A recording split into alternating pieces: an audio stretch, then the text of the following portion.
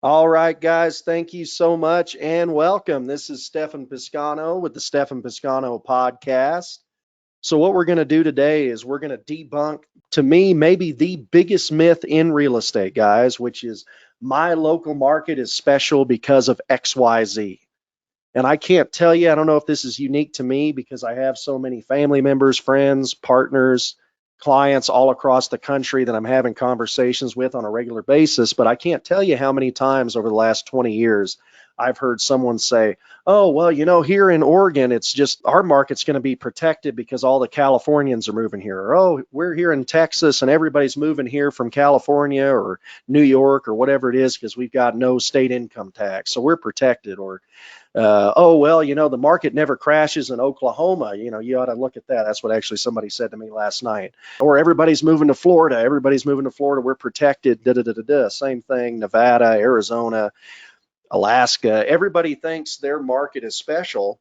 And they are special. I mean, every market's special in its own way for various reasons. Every market has advantages and disadvantages. But I have news for you guys, and this is not a popular thing to say. I would, in fact, estimate that probably 80+% of you that hear this will probably disagree at first. And I'm going to try to show you factual data to prove that I'm correct. That while your local market matters in a microcosm, and it can have some differences from the national market because of different trends and rental patterns and things of that nature. The reality of it is, guys, just like we saw in 08, 09 when the market crashed, it crashed everywhere. And it doesn't matter if you are in the mountains in Utah, if you're in luxury homes, oceanfront in Southern California, you could be in the depths of the ghetto in Detroit or New York or Baltimore.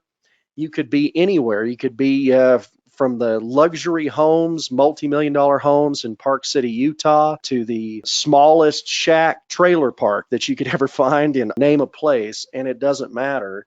If the market crashes in one area, it crashes in another. If the market soars like it has the last really for the majority of the last 12 to 15 years here, it rises everywhere. And I'm going to show you the factual data to indicate that. Now, I will say it's the areas that boom the biggest when a market soars. The Phoenix, Arizona's, the Las Vegas, Nevada, the Southern California, the Florida coastal cities, the Oregon, where I used to live, that will have the biggest percentage upswings, largest dollar amount upswings when a market's booming.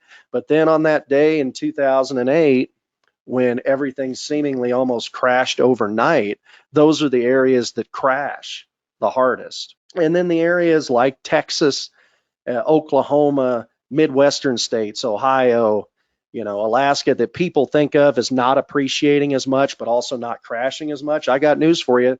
While the percentages or while the dollar amounts aren't as big, percentage wise, they crashed just as hard. And I can tell you that for a fact because in 2009, 2011, so on and so forth, I was buying homes in the ghetto in South Dallas in an area called Pleasant Grove. And we were buying condos that we were picking up for $11,000, $12,000 that a few years earlier were selling for $40,000 to $80,000. There were luxury homes in Frisco and Plano and in Dallas itself that were 8,000 square foot mansions that were selling for 350,000 during the last crash. I remember I looked at a house in a town called Meridian, Idaho, that's right by Boise. And again, that's another market that you think of as ultra stable.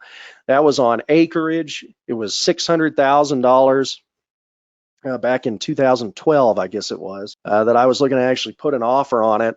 Horse property, beautiful 6,000 square foot masterpiece in Meridian, Idaho. And again, beautiful property, the whole deal. $600,000, about $100 a foot.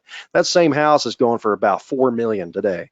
Now, there's rapid inflation that's taken place over the last 10 years and all that have an impact on that too. But that's all part of the pie. That's all part of the metrics that go into this. And I tell you this really just to debunk the myth that guess what? It doesn't matter. These ancillary factors that people talk about, and even, hey, it's not really a positive thing for me to acknowledge this because it would help us sell properties if it was true. And there are factors that can benefit it, really unique factors. Like we were looking at property in Los Angeles. I was looking at about, I guess 12 years ago, right around the time that they were about to announce formally, but everybody kind of knew it was going to happen, that they were going to build the new stadium there, which is SoFi now. That's where the Chargers and the Rams play. And then now you got all that. And so you could pick up property just about doubled in value a couple of years later after that stadium was formally announced and then once it went live. And so there's situations like that. You can have areas of economic growth that can have a higher bump on a small scale.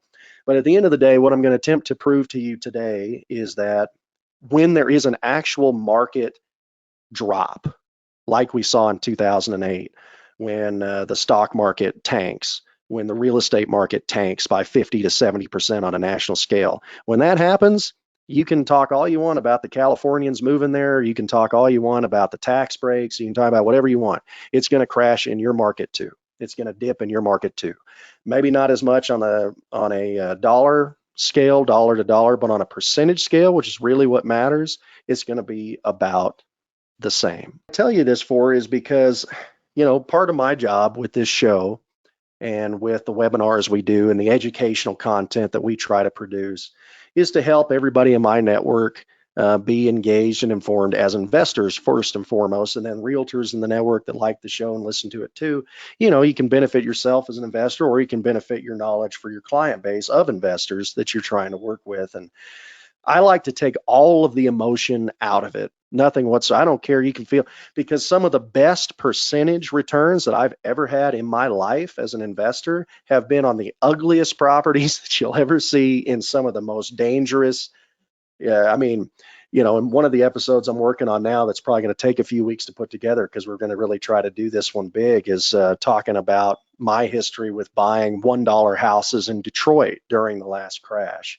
And these were houses that before the '08 crash were selling for, in many cases, more than $100,000, which was a lot back then in Detroit. And then all of a sudden we're buying them for $500, $600. I bought 12 of them for literally $1, which is basically a deed away from the bank. So we'll do a whole episode just on that.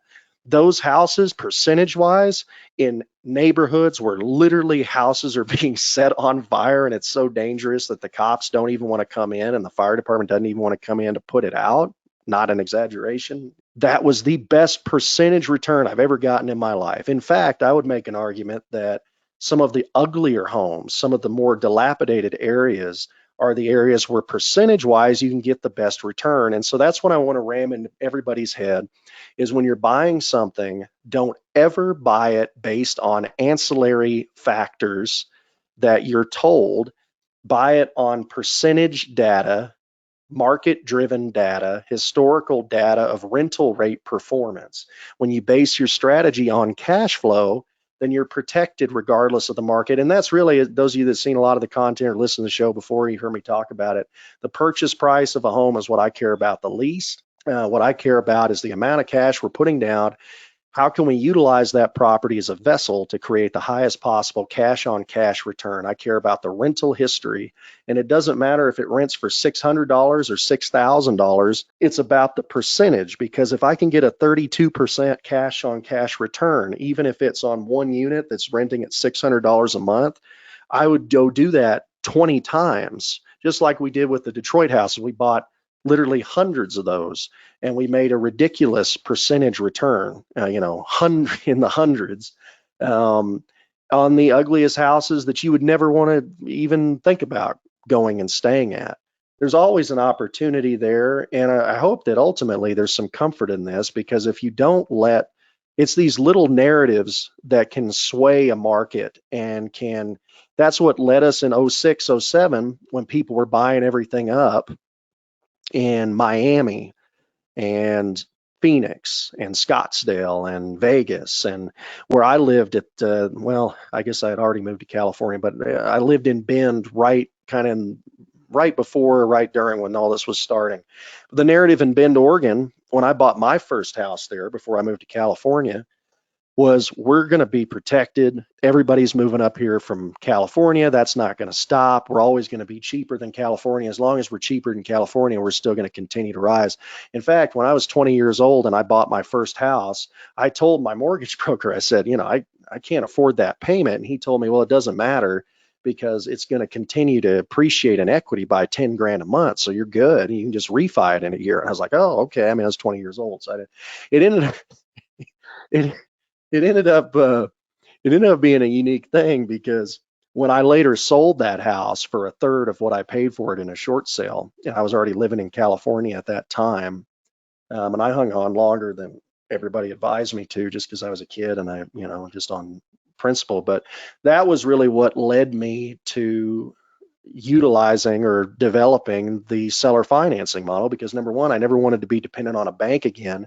And it also seeing all of my mentors that I knew at the time suffer as a result of that horrific 2008 crash, it made me base my strategy on cash flow, which insulates us to some extent from whatever the market does, because I don't ever want to be a slave to appreciation because my fundamental belief, nobody can predict appreciation. And back to the Bend, Oregon story, which is the one that's closest to me, when that guy told me that by '09, Bend had seen a 60 to 70% drop in market values. At one point, they had a near 30% unemployment rate because at that time, their economy was entirely based on the real estate market. They'd closed what they used to have the mills there in town. And it was all based on this booming real estate market and tourism. And so when that tanked, that town was a ghost town for a few years. Now it's rebuilt itself beautifully, as a lot of these, pretty much all of these areas I'm talking about have. And now we've had more than a decade, really, like I said, closer to 12 to 15 years of consistent appreciation nationally. And so Bend is the most expensive real estate in the state now. Las Vegas is doing extremely well. Washington, D.C., which I'm going to talk about, is among the hottest markets in the country. All of these places that were decimated to the strongest extent from '08 to 2012 are the ones that come back the strongest. But percentage wise, it's all the same. And so that's why if you base your strategy on cash flow, if you don't care what it's worth when you buy it, you only care what it's worth when you buy it and when you sell it. Everything in the middle means nothing as long as you can afford the debt service, as long as you can afford your monthly payment. And so that's why you base your strategy on cash flow and generating a high cash on cash return. And that's what allows you to still be profitable during a market downturn. And, I've said this many times. I wrote an article for it for LinkedIn Pulse. It was about, gosh, almost 10 years ago now. It was 2016. And you can find that on Medium too. Just go to Stefan Piscano Media and all that. And it's called If the Market Crashes, I'm Happy. And the logic behind that you've heard me talk about a lot is if I buy a property for $1 million and I'm earning a 20% cash on cash return, market dips tomorrow, now that property is worth half of what I paid for it.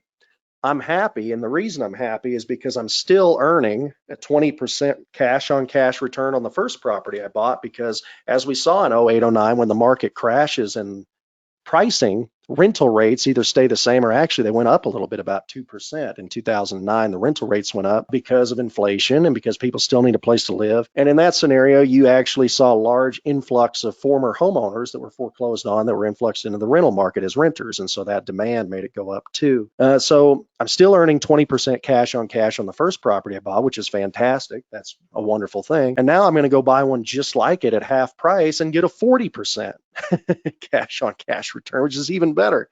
So if you dollar cost average with your focus based on cash flow, not on appreciation, because again, I don't care what your realtor says. I don't care what your mortgage, I definitely don't care what your mortgage broker says, just like that guy told me 20 plus years ago. They don't know. I don't know. You don't know. None of us know what the market's going to do as a whole. But what I can tell you, and I challenge anyone, just like I was telling when I was having this debate with some family members last night, tell me any city, any metro area, any state in 2008 or 2009 when the national markets were tanking at a historic rate. Show me any metropolitan area or any state that went up during that time. And you can't, because I've looked. But I mean, if I'm wrong and you find one, then put it in the comment section and I'll give you something. I'll give you, $1,000 or something. I don't know, because you can't find it. It doesn't exist. There was a myth that I actually kind of believed. There was a story that I'd heard about, and maybe some of you heard about too, that there was one zip code in Palo Alto that during the '08 to 2012 market tank, that zip code supposedly still went up because of all the tech millionaires and billionaires that were buying there. And I always kind of believe that is because there are some outliers with this. There are really, really rare outliers where you can have some weird stuff go on in a specific zip code or city. But I tried to look that up last night, and I looked in Palo Alto, and can't find it anywhere. So if it does exist, then show me the zip code and show me the actual market data that goes with it, because I don't. It might have stayed more stable than most. And again, it's all relative, right? So if you are in Dallas, Texas, and the market booms, maybe you have an 11% appreciation one year, and maybe some other state has 6, and maybe some other state has 30 or 22, you know. But to a general rule of thumb, water finds its level. To a general rule of thumb, if the markets as a whole are trending up, then everywhere is trending up. It's just a question of exactly how much, but the percentages are all going to be fairly similar. Now, you'll have isolated instances within a community, for example, like an HOA. Like, we had some condos that we bought, the HOA was under litigation. And so at that time, the only way that you could sell those condos, banks wouldn't do financing on it. So the only way you could buy and sell those condos was if you either bought them cash or with seller financing, which is why we bought them. Once that HOA litigation was done, then you were able to buy them with traditional bank financing as well. The market on those went up 60% in 12 months. Now, that's an isolated scenario, but that's not market driven to a region. That's a specific driven scenario to that HOA or to that property. And obviously, you're going to have that anywhere. Say, oh, well, this market's hot because of this. Well, no, the market's hot because the market's hot everywhere. There are, again, I do want to be clear, though, there are a few exceptions. And right now, the only exception that I can genuinely say I believe is accurate is Washington, D.C. metro area. And that's because there was a genuine massive increase in government hiring over the last 5 years or so. One of my brothers lives in D.C. I was kind of involved in watching his home search. He didn't take any of my advice on the seller financing stuff, but I did kind of listen to what he was experiencing, and I did try to look around a bit for him there. And I can tell you that is one market that I do think has been abnormally surging, and that could abnormally dip if there actually are a lot of government layoffs, because that's a supply demand thing that is statistically factual. You can look that up. So there are outliers there. And then obviously places like Detroit, which I'm talking a lot about Detroit today. If you have a massive influx of capital, these are tangible things that you can track. Like Dan Gilbert, owner of or founder of Quicken Loans and owner of the Cleveland Cavaliers basketball team, who I actually got to meet about 11 years ago, I guess now, 2014. Really nice guy. Anyway, he during that same crash where I was buying and flipping those $1 homes in the ghetto in Detroit, he was saying that skyscrapers were on sale, and he invested hundreds of millions of dollars into the city of Detroit, just him personally. So if billions of dollars get invested in an infrastructure with an intent to prop up an area that has been destroyed, that's a real life thing that you can put something on too. But all this anecdotal stuff about, oh, well, this area doesn't crash and this one does, or this one soars and this one doesn't, it's just not accurate, guys. I'd like it if it was, that'd be cool. But the reality of it is I'm going to show you with these charts, you're going to see when it's going up in one place, it's likely going up to some extent in another. If it's going down in one place, it's likely going down to some extent in another. You're just not going to see these swings where the market is booming in Texas and it's tanking in California. Because I got news for you, with all of the stuff, and hey, I don't like the politics of California, to be clear, but I've lived here for almost, well, what, 17, 18 years I've lived here. And since I've been here, everybody's talking about everybody leaving California. And there's a lot of truth to that. And I don't blame the ones who do, because the politics and the expense of living here is ridiculous. But guess what? The market's way up in California too. So I don't know, with all these people leaving, the market sure is surging in California in a big, big way. So it's the same thing. So anyway, let me show you some, I'll quit ranting at you and rambling at you too much here for the moment and show you some actual stats. So this is the new home price index, and you can go to Mortgage News Daily. It took me a while to find a decent chart nationally. So if anybody else wants to play with this and look it up on your own, and there's no affiliation with them, this is the best one I found. And this one's going back all the way to 1980. I'm going to do a 10-year chart here.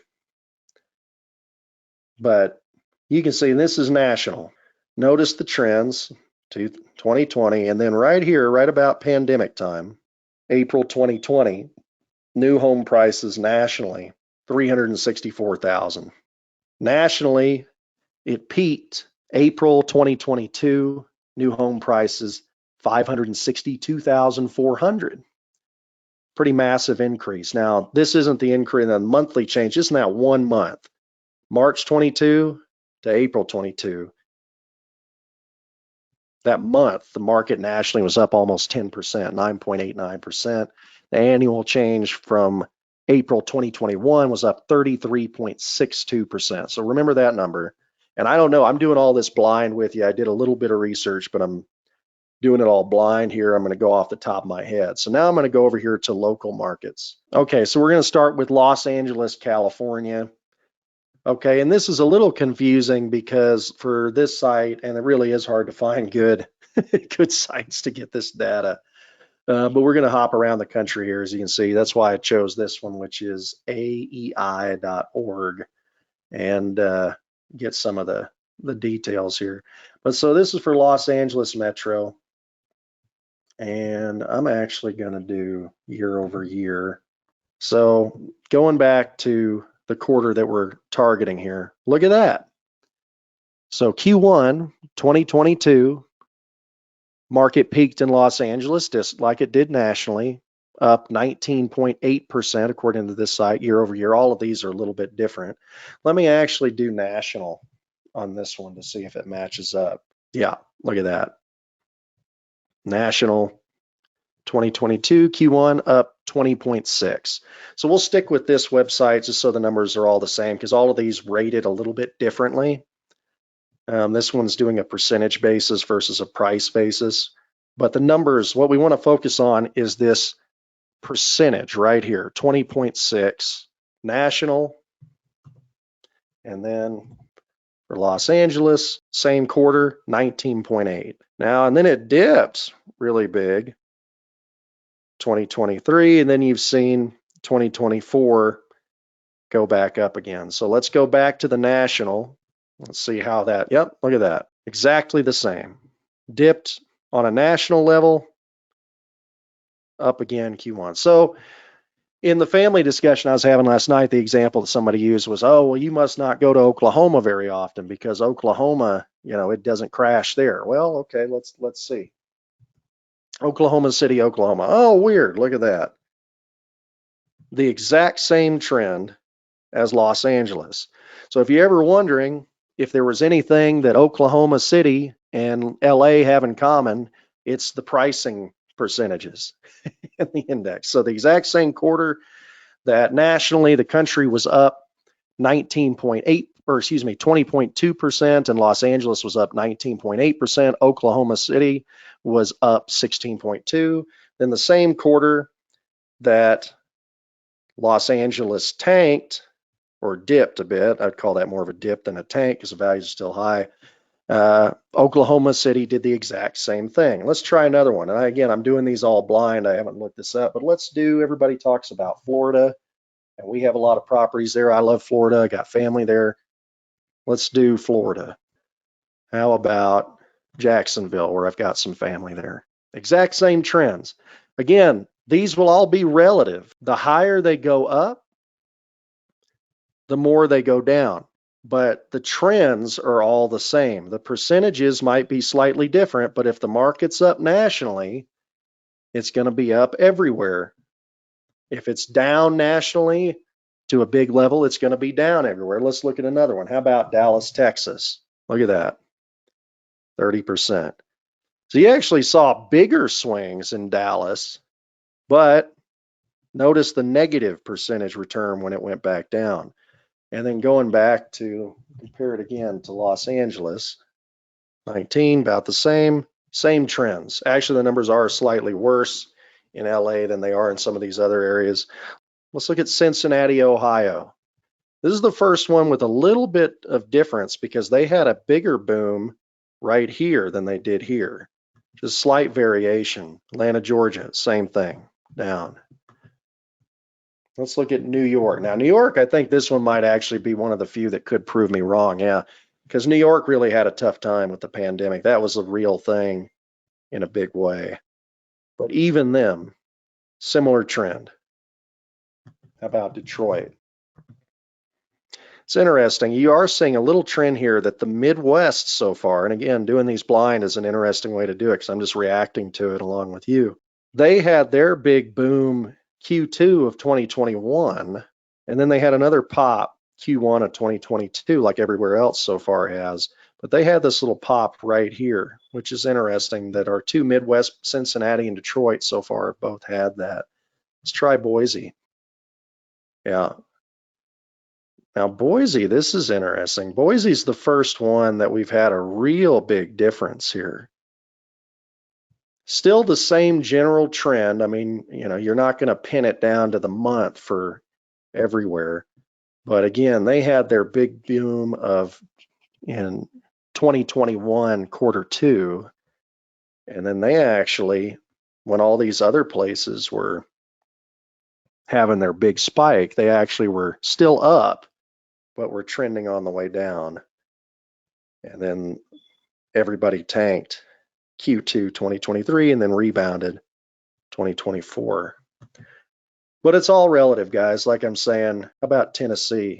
Yeah, Tennessee follows that trend. So it's interesting. You've got a trend from the first part of 2021 for kind of more of the Midwestern states, and then everywhere that's kind of traditionally those hot markets, it's Q1 of 2022.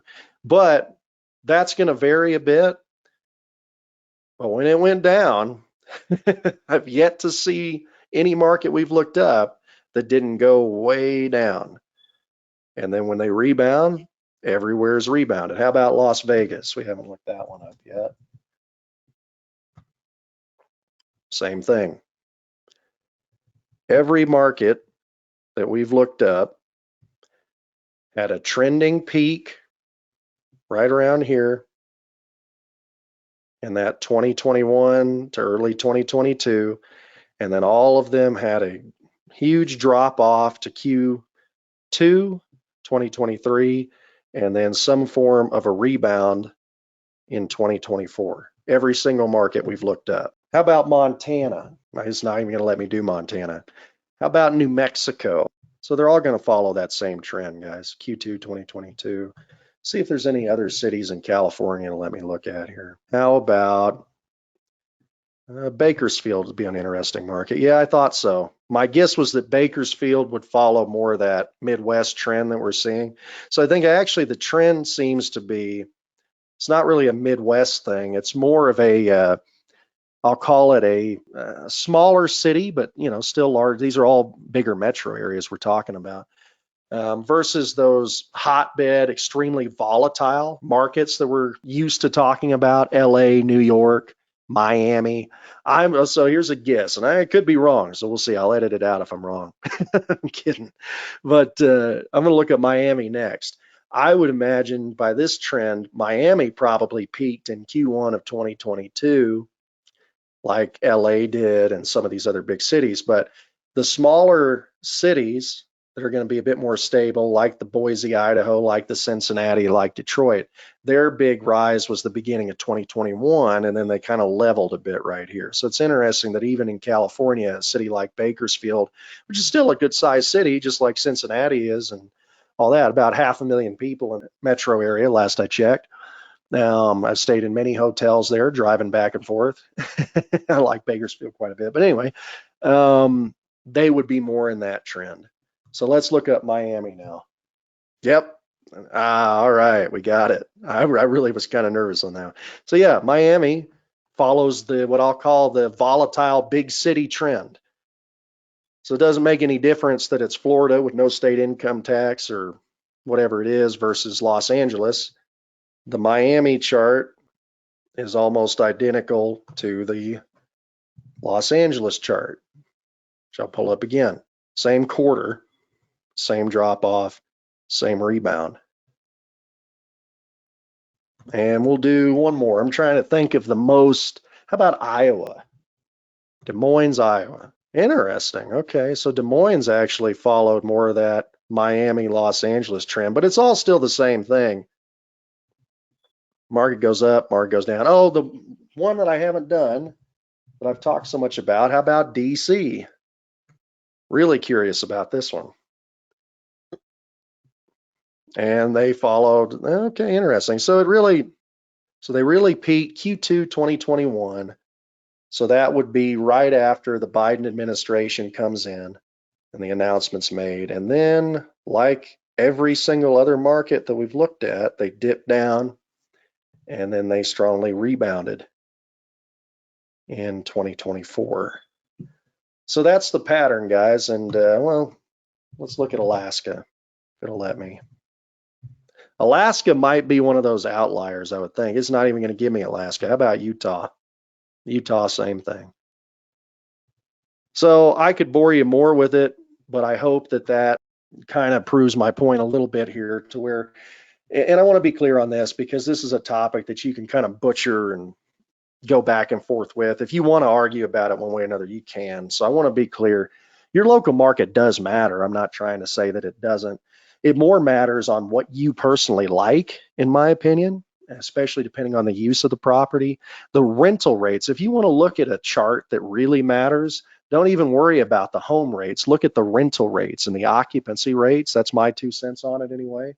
And then again, look at what you can buy. It's not so much about what the price of the home is, it's what the price to control the home is. It's what the price to acquire the home is, cash in your pocket, in your bank account for your down payment. It's more important about the structure utilized to purchase the property, in my opinion, than it is about the purchase price of it. Because you can take a $1 million property, and if you buy it cash and your cap rate, NOI, after all debt service expenses and all that, well, you wouldn't have any debt service if you bought it cash. On that $1 million property, if your cap rate is 10%, you're making 100 grand a year on that.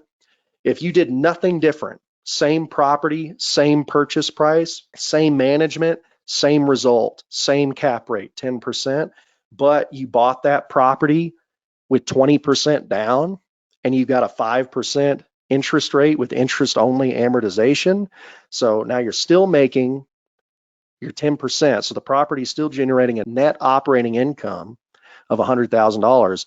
Now deduct your debt service. So since you bought it with 20% down, you put down $200,000, so you owe $800,000. If you got interest only amortization with a 5% interest rate, then that means your debt service on the property is $40,000 a year. So deduct that $40,000 a year from your $100,000 net operating income, your gross profit. Your now new net profit after debt service is $60,000 instead of $100,000. But because you invested only $200,000 in cash to buy it on finance terms, instead of investing $1 million cash to buy it outright, now you've invested $200,000 to get 60 instead of investing $1 million to get 100, which means you've turned your cash on cash return from 10% to 30%. And that's just math. Nothing's changed, nothing's different. It's the same property, it's the same result. The only thing that's different is how you purchase the property. And that's the biggest thing I can tell you is look at those fundamental details. That's so much more important. And you can sell me a lot of times realtors will ask me, well, what kind of property are you looking for? And I'll tell them anybody that wants to carry paper, I'd love to see it. Because it could be a trailer park in northern Arizona, which I love, by the way, northern Arizona. Sedona and all that, some of my favorite areas. But anyway, it could be a high rise in Manhattan. It could be an oceanfront condo in, Newport Beach, like the one we just thankfully got. It could be a hotel in Dallas. It could be a condo in Park City. It could be anything. It could be a house in Destin. It means nothing to me what type of property is. I don't care about what kind of food they serve. I want to know what the terms are, what's my projected rental rate that I can get, and what are the terms I can utilize to buy it, and what does the math equate to percentage-wise I'm going to get on a return. Because if you take $1 million cash and you can utilize 200,000 of it to make 30%, 60,000 on that 200, with the example I just gave. Now go do that 5 times with that $1 million, and now you're making 300,000 on your $1 million cash instead of making 100,000. And that's when you start to, if you look at it from a percentage, don't worry about the dollars. Look at the percentage return. Have that be your focus and stick to that. Then I promise you that you're going to do a lot better with that mindset. At least that's my humble opinion. I could be wrong, but that's what I strongly believe. And this is from a guy that kind of got my start during one of the most horrific market tanks that this country has ever seen and probably will ever see. And so maybe I'm, got a little PTSD from basing things on appreciation, but I just know how strongly everybody always sounds when they're talking about, well, my local market is protected because of this or that or the other thing. And then how sad it is, I've, firsthand, again, having experienced it in Bend and other places and seeing it, how sad it is when they're like, oh, well, I guess this is possible that the market can tank in Bend or Vegas or Florida or Texas or California or anywhere else, and it has and it shall continue. But all we can do as investors and realtors and real estate professionals is try to protect ourselves as best we can and try to be as stable as we can from a cash flow perspective so we can weather the storm. Because if I take this chart back out to the max, going all the way back to 1980, you'll see, yeah, those crashes happen. But over time, because largely of inflation, if we can hold on to it, we're going to be pretty happy about it. And it always does come back around. And it always will, because the dollar is always going to continue to be worth less over time. There's always a need for housing.